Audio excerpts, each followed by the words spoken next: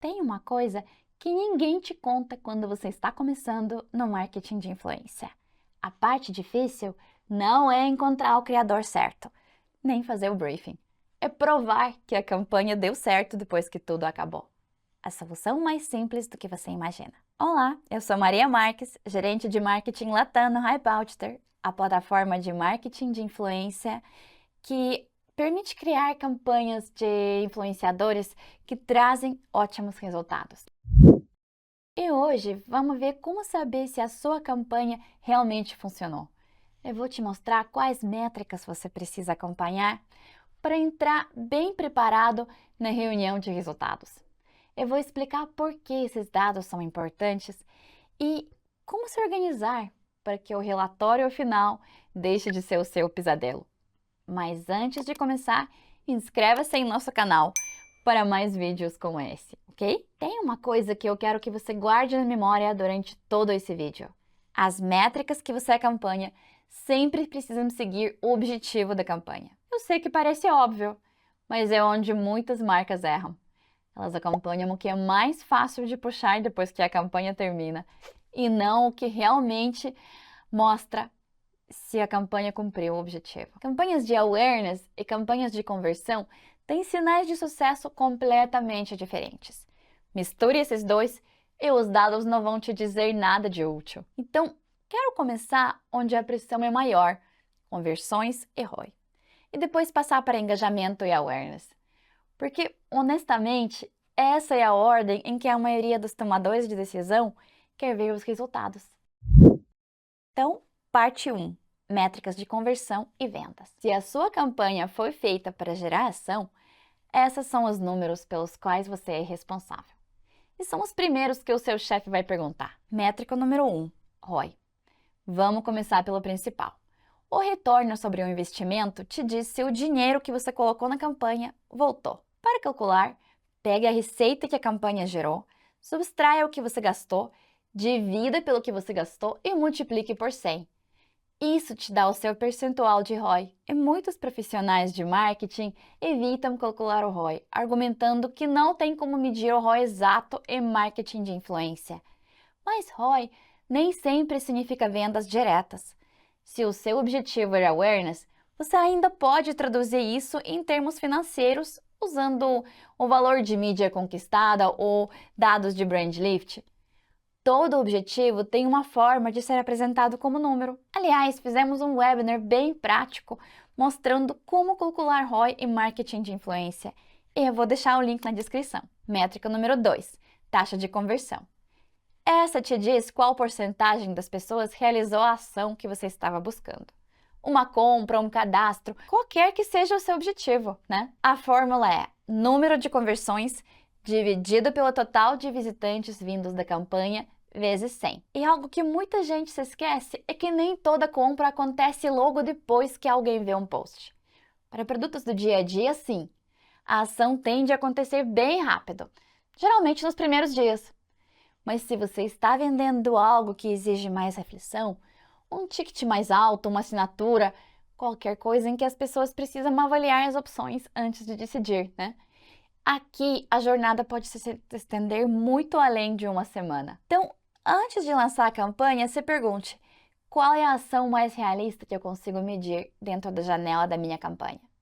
Às vezes é uma compra, às vezes é um preenchimento de formulário, ou um agendamento de demo, ou até uma visita à landing page com sinais fortes de intenção. Métrica número 3, custo por conversão, que mostra quanto cada ação concluída realmente custou para você. Para medir, é só dividir o total gasto na campanha pelo número de conversões. Essa é uma das formas mais simples de comparar o marketing de influência com outros canais de aquisição e de defender o investimento internamente.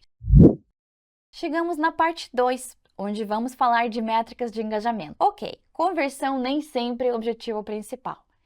Às vezes você está fazendo uma campanha para construir conexão entre a sua marca e o público de um criador. Essas são as métricas que te dizem se você conseguiu. Métrica 1. Taxa de engajamento do conteúdo patrocinado. Você já usa a taxa de engajamento para avaliar criadores antes da campanha. Mas depois da campanha, é bom comparar o desempenho dos seus posts patrocinados com a média de engajamento orgânico daquele criador. Uma taxa de engajamento de 2% conta uma história completamente diferente quando você vê que o criador normalmente consegue a taxa de 5% nos posts orgânicos. Essa diferença te diz se o conteúdo pago realmente alcançou o público, se o público simplesmente ignorou a sua mensagem. Métrica 2. Valor de mídia conquistada. O IMV estima quanto a exposição e o engajamento da sua campanha teriam custado se você tivesse comprado isso em mídia paga. Eu, pessoalmente, acho o IMV especialmente útil quando estou falando com pessoas mais familiarizadas com orçamentos de publicidade tradicional. Não é uma métrica perfeita, mas ela permite conversar usando uma linguagem que ambos os lados entendem. Em vez de explicar o que significam 80 mil interações orgânicas, você pode dizer: olha, essa campanha gerou o equivalente a X em valor de mídia paga. E de repente todo mundo na sala entende. Métrica 4. Sentimento dos comentários. Essa métrica é um pouco subjetiva, mas mesmo assim vale a pena medir e incluir nos relatórios. Olha o tom dos comentários nos seus posts patrocinados. As pessoas estão respondendo positivamente, fazendo perguntas, marcando amigos, ou estão ignorando completamente a mensagem do produto? O pior, estão reagindo mal, xingando o influenciador por fazer muita publi. Isso te diz coisas que os números não mostram. E se você trabalha com muitas campanhas, existem plataformas que conseguem identificar padrões de sentimento, mas para campanhas menores, se você gastar 5 minutos lendo os comentários, você já consegue entender qual é o sentimento geral. E chegamos na parte 3. Vamos falar sobre métricas de awareness. Esses são os números de topo do funil e são cruciais, especialmente se você está entrando em um novo mercado ou estão lançando um novo produto. Alcance e impressões são dois números respondendo duas perguntas diferentes. Alcance mostra quantas pessoas diferentes realmente viram o conteúdo, enquanto impressões mostram quantas vezes no total o post apareceu. Você sabe, uma pessoa pode gerar múltiplas impressões, mas apenas uma unidade de alcance. Mas ver algo uma vez raramente resulta em conversão. Repetição é o que começa a construir reconhecimento. E tem uma coisa que vale ter em mente no planejamento. Post influenciadores não chegam a todo o público do criador, nem perto disso. Em média, é algo entre 1 em cada 10, 1 em cada 3 seguidores que realmente vão ver um post específico. Então, um criador com 500 mil seguidores pode realisticamente alcançar entre 50 mil e 150 mil pessoas. Faz essa conta antes de definir as suas expectativas de alcance. E a próxima métrica é CPM, custo por 1000 impressões. Para medir, divide o total gasto na campanha pelo total de impressões e multiplique por 1000. É assim que você coloca o seu investimento em influenciadores em contexto, junto com outros canais.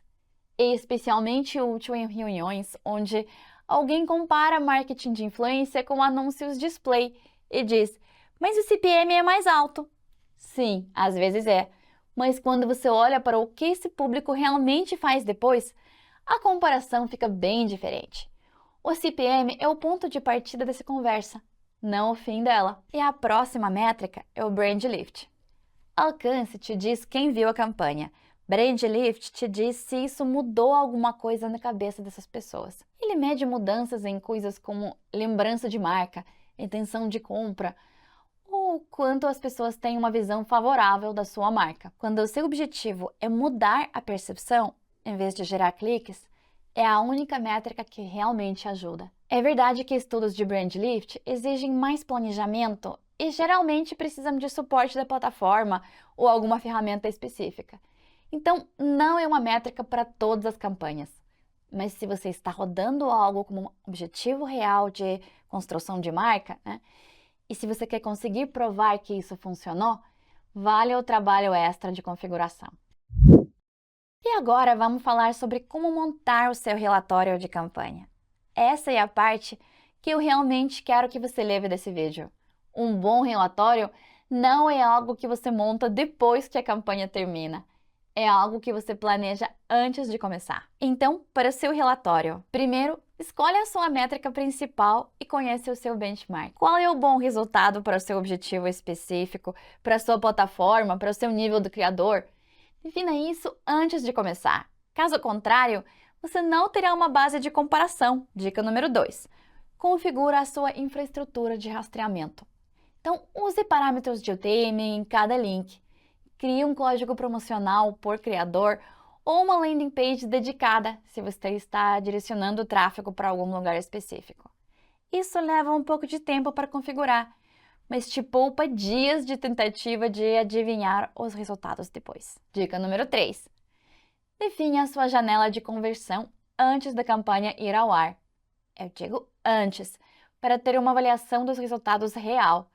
Se você fizer isso depois, vai estar escolhendo o número que parece melhor para incluir no relatório. Esses hábitos vão mudar a forma de gerar o seu relatório final. E última dica por hoje. Se você quer acompanhar tudo isso sem ficar pulando entre 5 planilhas diferentes, o Hype Auditor junta os dados de campanha, EMV e relatórios de público em um só lugar. O link está na descrição, vai lá dar uma olhada. E inscreva-se em nosso canal para mais dicas práticas sobre marketing de influência.